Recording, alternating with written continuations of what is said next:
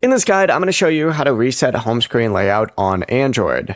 This is Aiden from JustPause, and before we get into this guide, make sure to like the video and subscribe to the channel with all notifications on. It really does help with the channel and it lets us know that you want more content like this, so we greatly appreciate it. If at any point throughout this guide you did have any questions, just ask them down in the comment section below and we can help you out further. I'm going to be doing my best to reply to every single comment down there. First things first, you need to swipe down from the top of the screen. It's going to pull up a little section that has like all your settings on it.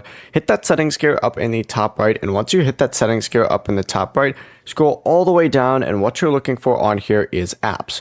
Open up apps and scroll through the list until you select One UI.